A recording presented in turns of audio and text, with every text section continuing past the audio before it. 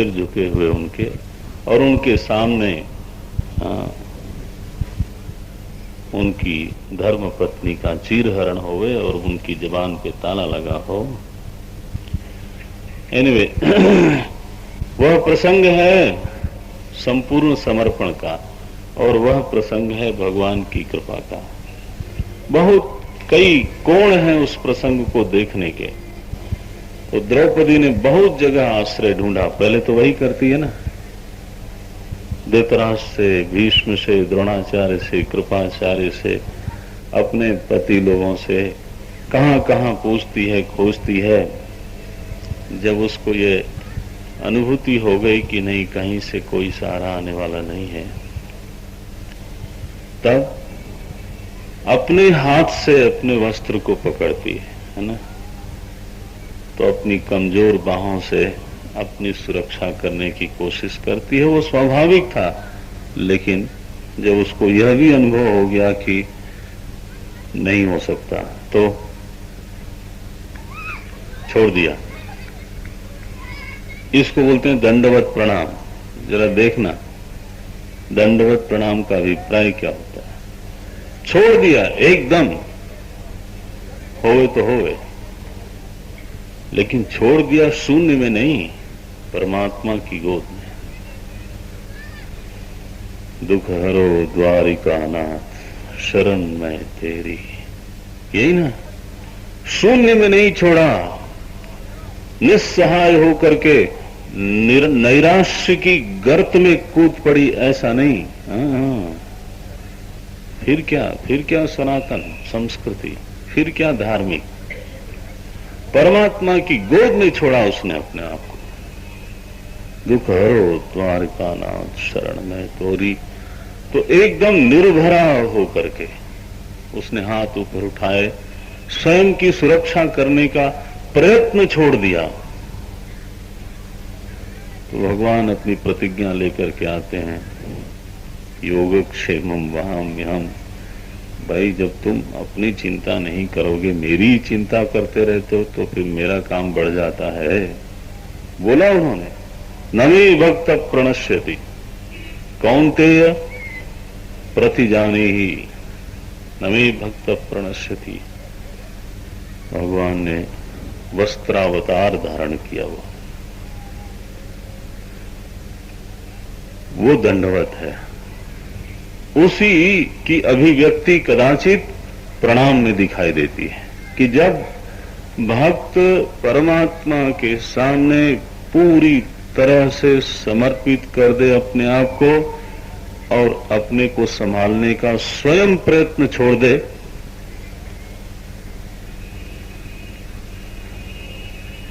पूर्णतः आश्रय हो जाए, आश्रित बुद्धि हो जाए, बस उसको बोलते हैं केवट उतरी दंडवत कीन्हा। यह घटना घटी, केवट के साथ वह घटना घटी जो ऋषि मुनियों के साथ घटती है। आगे देखना,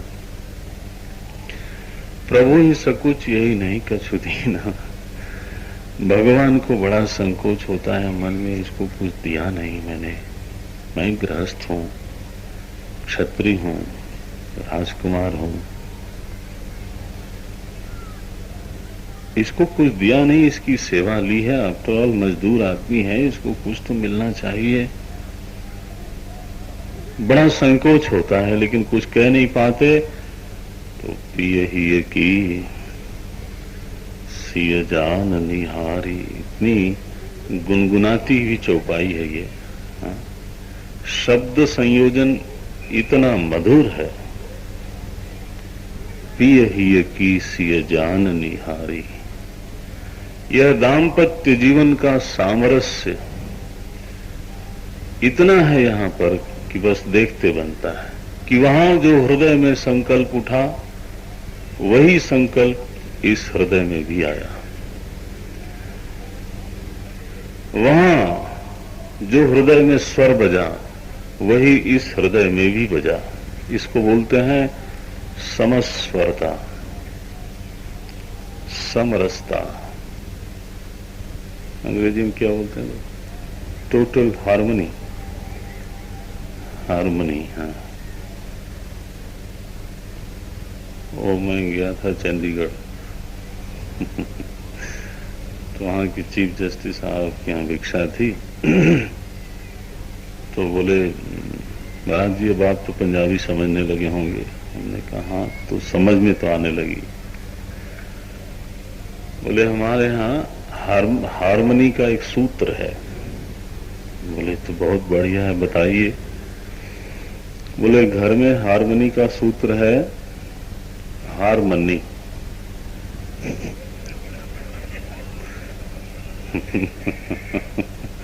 हारमनी, हार मान जाओ ठीक रहेगा।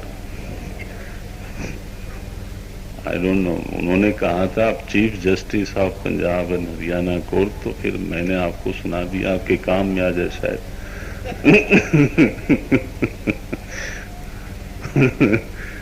हारमनी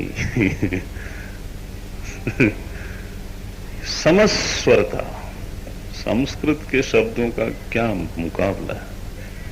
समस्वर बसता है, हाँ? सम रसता, एक रस वहां तो वही रस यहां। जो संकोच भगवान के हृदय में संचरित हुआ तो पिए ही कीर सिए जान निहारी। यहां लिखते हैं मणि मुदरी मन मुदित उतारी। मणि की मुद्रिका थी, उतारती हैं लेकिन प्रसन्नता से उतारती हैं। अपने गहने देने में महाराज माता जी लोगों को पता नहीं कितना प्रसन्नता होती होगी, मुझे मालूम नहीं। तो अपनी पेन देने में गड़बड़ होती, मुझे तो होती है। मेरी कोई प्रिय है ना, अच्छी पेन हो, हाथ लगी हुई हो, उसको कोई कहे बड़ी अच्छी है, तो मैं सोचता हूँ अगला क्या बोलेगा ये, कहीं आगे हाँ जी नहीं नहीं, मन मुदित उतारे। तो आदि शक्ति जगदम्बा की मणि मुद्रिका है, और वह तो हो सकता है चिंतामणि सिद्ध हो जाए केवट के लिए। भगवान देने लगे, केवट लो। लिखते हैं कहे कृपाल लेहु उतराई, मजदूरी ले लो केवट उतराई लो, तब आ गया अपने असली रूप में। केवट चरण गहे अकुलाई। बोले महाराज अब अभी भी मजदूरी बना के रखोगे तो कैसे चलेगा। हाँ? आज नाथ में काह न पावा। नाथ, वो मैंने आपको बहुत छेड़ा, वो तो सब ठीक है, गिराया पढ़ाया नचाया एक टांग पे खड़ा किया, वो सब ठीक है, लेकिन आप हमारे मालिक हो। आज नाथ में काह न पावा। क्या नहीं मिला? अच्छा भाई क्या मिला तुमको? तो यह जो चौपाई है बड़ी विचित्र है। मिटे दोष दुख दारिद्र दावा। केवट प्रसंग को बड़े हल्के ढंग से भी ले सकते हैं, कदाचित गंभीरता से भी ले सकते हैं। यहां आप देखिएगा कि कुछ पाने की बात नहीं करता केवट। बोलता है कि आज मुझे क्या नहीं मिला, और पूछा गया क्या मिला, तो उसने क्या बताया? मिटे। मिला नहीं, मिटे। क्या मिटे? दोष, दुख, दरिद्रता और दावा माने संताप। मिटना ही मिलना है, ये केवट का दर्शन हो गया। उसको मिला क्या, कुछ बताया नहीं। और ये तो बिल्कुल वेदांत इसके ऊपर झूम जाता है कि आनंद जो है वह तो आपका अपना स्वरूप है। तृप्ति यदि बाहर से मिलती है तो थोड़े दिन के लिए है, प्रतीक्षा करो, थोड़े दिन में जाएगी। महाराज हमारा समय हो गया, अब मैं फिर कभी आ जाऊंगी, लेकिन अभी मैं जाती हूं। स्वाभाविक रति, स्वाभाविक तृप्ति, स्वाभाविक आनंद कहीं बाहर से आता नहीं, वो मिलता ही नहीं है, बल्कि उसकी प्राप्ति में जो प्रतिबंध हैं उन्हीं की निवृत्ति होती है। और वो प्रतिबंध हैं दोष, दुख, दारिद्र्य, दावा। कल इस पर हम चर्चा करेंगे, है ना। क्या मिला क्या नहीं मिला उसको मिटे दोष, दुख, दारिद्र्य, दावा। नारायण आरती करिए। ठाड़ भय सुर सरिता सिय राम गुह लखन समेता केवट उतरी दंडवत की ना प्रभु ने सकुच यही नहीं कछु दीना पिय ही की सिय जान निहारी मनि मुदरी मन मुदित उतारी कहे कृपाल लेहु उतराई केवट चरण गहे अकुलाई नाथ आज मैं काह न पावा मिटे दोष दुख दारिद्र दावा।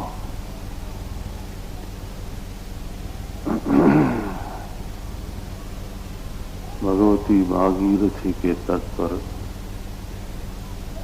श्रृंगवेरपुर के उस पार भगवान नौका में से उतरते हैं, माता जानकी उतरती हैं, लक्ष्मण जी उतरते हैं और निषाद राज उतरते हैं। ये लोग शुभ्र वालुका में खड़े हैं और इस बीच में केवट अपनी नौका को संभाल करके और फिर आता है, दंडवत प्रणाम करता है प्रभु श्री राम को। भगवान के हृदय में संकोच हो रहा है कि इसको कुछ दिया नहीं।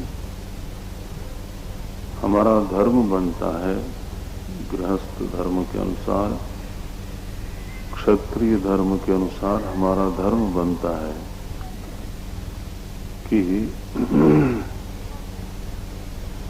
इसको कुछ श्रम के बदले में पारिश्रमिक मिलना चाहिए। जानकी माता इस बात को समझती हैं और उन्होंने अपनी मुद्रिका उतारी। भगवान बहुत प्रयत्न पूर्वक कहते हैं केवल इसको ग्रहण करो। कहु कृपाल लेहु उतराई। भगवान ने जब पारिश्रमिक देने की बात करी तो केवट चरण गहे अकुलाई, आकुल होकर के, भाव विह्वल होकर के केवट चरण पकड़ लेता है। और फिर यहाँ जो केवट की अब भाषा निकलती है वो पहले की भाषा से बिल्कुल भिन्न है। आज नाथ, नाथ आज मैं काह न पावा। प्रभु आज मुझे क्या नहीं मिला, क्या नहीं मिला, क्या मिला भाई केवट तुमको? तुम मिटे दोष दुख दारिद्र दावा। तो जब केवट अपनी प्राप्तियों के बारे में चर्चा करता है तो क्या प्राप्त हुआ इसका उल्लेख मात्र भी नहीं करता। ऐसे बोलता है कि आज मुझे क्या नहीं मिला, अभिप्राय है कि आज हमें सब कुछ प्राप्त हो गया। लेकिन जब गणना कराता है कि क्या क्या मिला तो मिलने वाली एक भी चीज नहीं है। मिटने वाली चीज का ही नाम लेता है। तो मिटे दोष, दुख, दारिद्र, दावा। तो आज प्रभु आपकी कृपा से मेरे सारे के सारे दोष मिट गए। तो दोष मिटा है जीवन से, भगवान के अनुग्रह से, भगवान की कृपा से, उनकी भक्ति से पदार्थों की प्राप्ति होती है। तो यह भी होता है, इसमें कोई संशय नहीं है। लेकिन यह गौण प्राप्ति है। जीवन से यदि दोष की निवृत्ति हो जाए तो यह बड़ी प्राप्ति है। और किस दोष की प्राप्ति हुई होगी, किस दोष की निवृत्ति होगी केवट के जीवन में? दोष जो हैं वो एक एक करके गिनाएं तो फिर है ना बहुत लंबी लिस्ट हो जाती है। लेकिन महर्षि पतंजलि ने जो दोष गिनाया है, बल्कि आप उसको क्लेश भी कह लो, तो वो कहते हैं पंचक क्लेशाः। मनुष्य के जीवन में 5 क्लेश हैं। क्या है वो क्लेश? वो बोलते हैं सबसे पहला क्लेश है अविद्या। सबसे पहला अविद्या,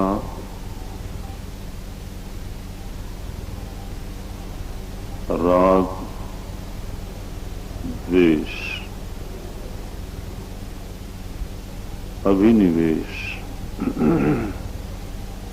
अविद्या, अविद्या, अस्मिता। पहला दोष है अविद्या, वो महादोष है, सर्व दोषों की जननी है। अविद्या, अस्मिता। अस्मिता माने अहम अस्मि इति भावः, अहम परिच्छिन्नोऽस्मि इति भावः, अहम जीवोऽस्मि इति भावः। सविशेष अहम की अनुभूति, परिच्छिन्न अहम की अनुभूति, अपने में ससीमता की अनुभूति, इसको बोलते हैं अस्मिता। यद्यपि आजकल हिंदी साहित्य में अस्मिता शब्द को कहना चाहिए अच्छे अर्थों में प्रयोग किया जाता है। अस्मिता का अर्थ प्रायः लिया जाता है अपना अस्तित्व, अपनी विशेषता, अपना स्वाभिमान। लेकिन दर्शन में अस्मिता का अर्थ होता है परिच्छिन्न अहम, उसी को बोलते हैं अस्मि। वैयक्तिकता की अनुभूति,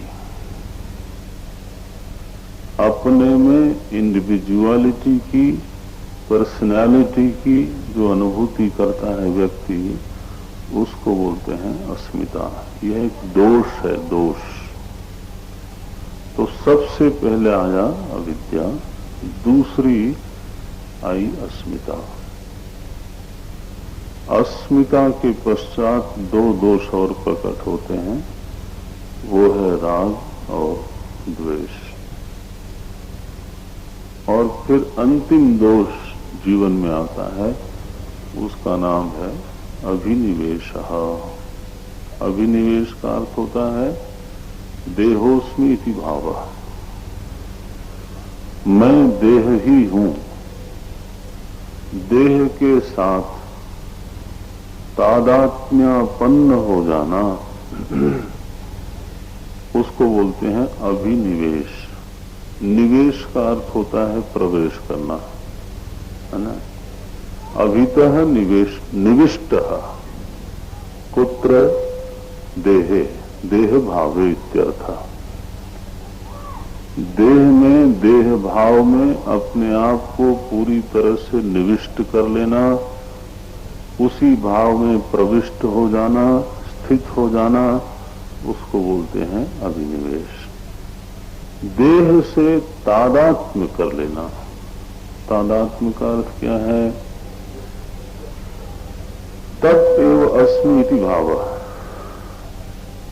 तदेव आत्मा इति भावः, तादात्म्यम तदेव आत्मा इति भावः इति तादात्म्यम।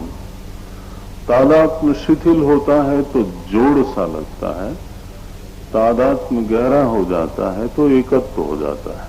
जैसे इस समय हमारा आपका देह के साथ तादात्म्य है, तो देह पुरुष है तो अहम पुरुषः, देह स्त्री है तो मैं स्त्री, देह युवा है तो मैं युवा, देह वृद्ध हो गया तो मैं वृद्ध, देह बीमार है तो मैं बीमार, और देह स्वस्थ है तो मैं स्वस्थ। बस। तो देह का जो धर्म है, देह की जो स्थिति है, बस वही आज हमारी स्थिति है। तो यह अंतिम दोष है। बोले महाराज, इसमें काम, क्रोध, मद, लोभ, मात्सर्य, ईर्ष्या, प्रतिस्पर्धा, इसकी तो गणना ही नहीं हो गई। इसकी कोई गणना नहीं करने की जरूरत है। ये सब कच्चे बच्चे हैं इनके। मोह सकल व्याधि कर मूला। तो अविद्या महारानी जहां विराजती हैं तो बस उनका परिवार बड़ा होता जाता है। उसमें सबसे प्रधान उनकी पुत्री हैं अस्मिता, जीव भाव। अपने स्वरूप का अज्ञान होना यह परम दोष है, और फिर उस स्वरूप के अज्ञान के कारण जीव भाव आया।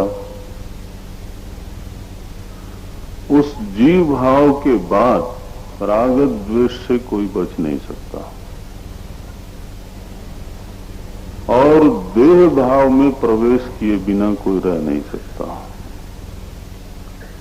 तो एक बार देह भाव में प्रवेश हो गया तो देह को लेकर के जितनी चिंताएं हैं, जितने दोष हैं, वो सब के सब बिना निमंत्रण पत्र भेजे पधार जाते हैं। देह से संबंधित अगर आप देखोगे, पहले भी शायद कभी कहा होगा कि आप अपने नगर में, बाजार में जाओ तो आप देखोगे कि 95-90% जो दुकानें हैं वो सब देह संबंधी हैं।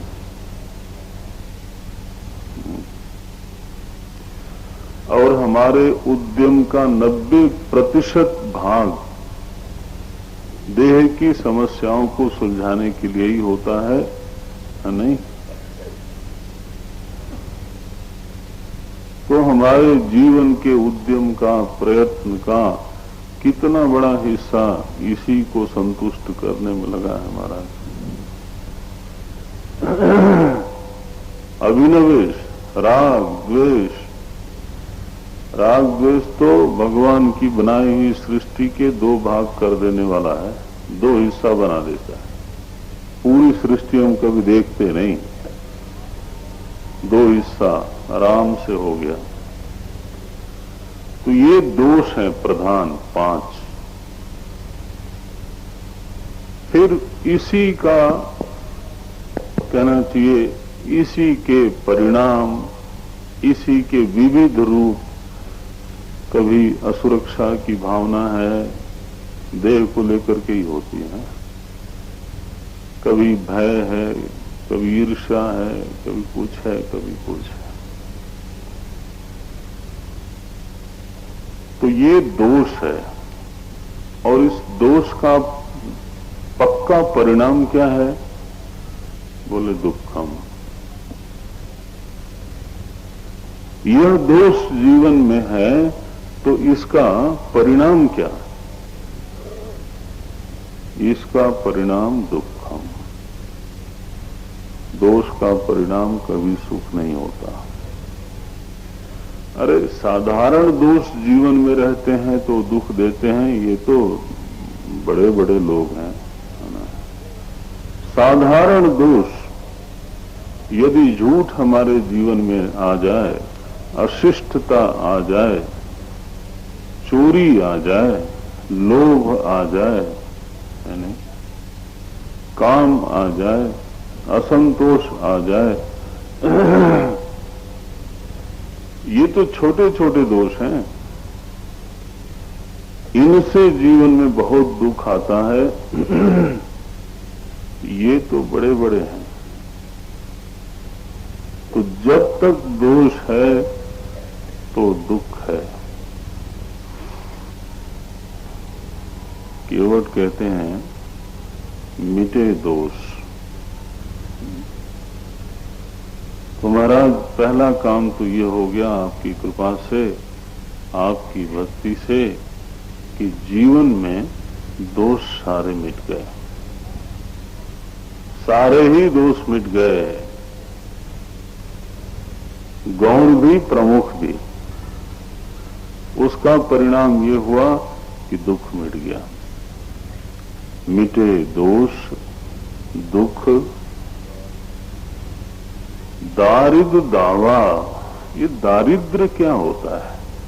दोष और दुख से अतिरिक्त दरिद्रता कुछ होती है क्या? हाँ जी, दरिद्रता की अपनी अपनी परिभाषा है। लौकिक रूप से जो हम सब लोग जानते हैं, और वह है भी अपने ढंग से, कि जब व्यक्ति के जीवन में संसाधनों का अभाव होता है, जीवन यापन के जो साधन हैं उनका जब अभाव होता है, तो उसको दरिद्रता कहते हैं। धन का अभाव हो तो उसको गरीबी कहते हैं।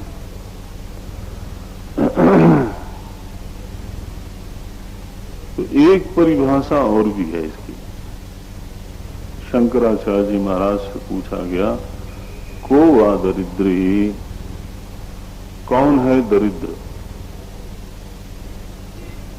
उन्होंने उत्तर दिया, यस्य विशाल तृष्णा। को वा दरिद्री, यस्य विशाल तृष्णा। दरिद्र कौन है? बोले जिसकी तृष्णा विशाल है। तृष्णा का लक्षण क्या है? तृष्णा का स्वभाव क्या है? कि वह यह नहीं बताती कि आपके पास क्या क्या है, वो ये बताती है कि आपके पास ये नहीं है, ये नहीं है। तो तृष्णा जो है वो अभाव की अनुभूति कराने वाली वृत्ति है, नहीं? और अभाव की अनुभूति ही दरिद्रता है।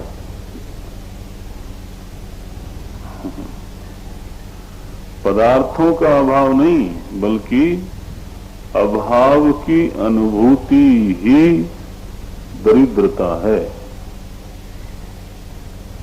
एक तो हुई सामान्य साधारण परिभाषा, उसका हम निषेध नहीं कर रहे हैं, उसका निषेध नहीं कर रहे हैं, लेकिन उससे बढ़ करके थोड़ी और गंभीर परिभाषा दरिद्रता की होती है, उसको भी थोड़ा जानना चाहिए।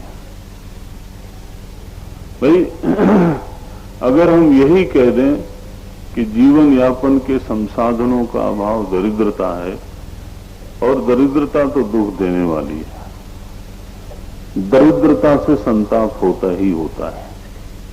वो स्वामी जी ने लिख ही दिया, नहीं दरिद्र सम, है ना, नहीं दरिद्र सम दुख जग माही।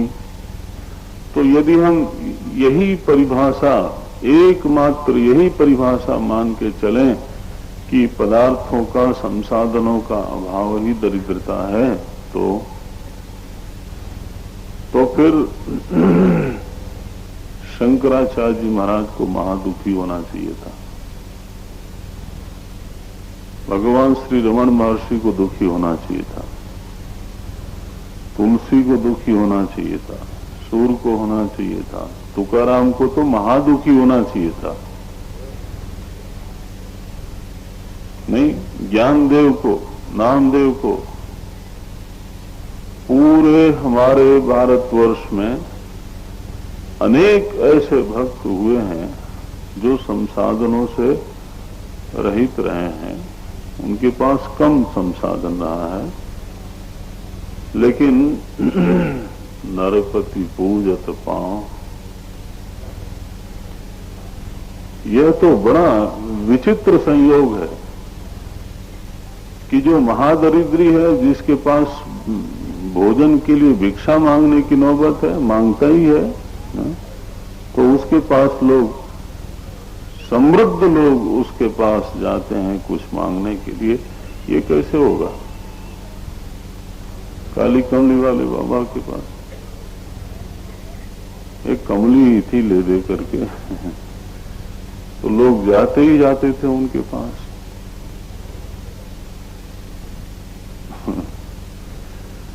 तो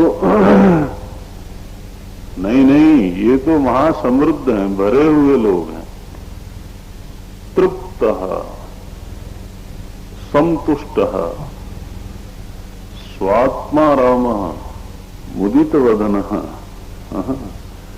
उनकी तो ऐसी दशा है। यह दारिद्र्य की स्थिति नहीं है। तो दूसरी फिर परिभाषा बनानी पड़ती है, जो थोड़े से आगे की परिभाषा है, वो है यस्य विशाल तृष्णा सदरिद्री। को वा दरिद्री? बोले यस्य विशाल तृष्णा, जिसकी तृष्णा विशाल है, क्योंकि तृष्णा का स्वभाव है कि वह अभाव की अनुभूति कराती है। घर में क्या क्या है इसकी ओर वृत्ति जाने नहीं देती, बस एक ही तरफ वृत्ति रहती है, क्या नहीं है, क्या नहीं है। तो मिटे दोष, दुख और फिर दरिद्रता मिट गई। दरिद्रता मिट गई का अभिप्राय क्या है? तृप्ति आ गई, यही ना। दरिद्रता के निवृत्ति का अभिप्राय है जीवन में परम तृप्ति का आगमन, जीवन में रमण का आगमन, जीवन में संतुष्टि का आगमन। दरिद्रता की निवृत्ति का अभिप्राय यही होता है। यह साधारण अर्थ स्वागत योग्य है कि जीवन में संसाधन आ जाए, थोड़ा धन आ जाए, जिससे जीवन चलने लगे, तो हम कह सकते हैं कि अब व्यक्ति यह दरिद्र नहीं रहा।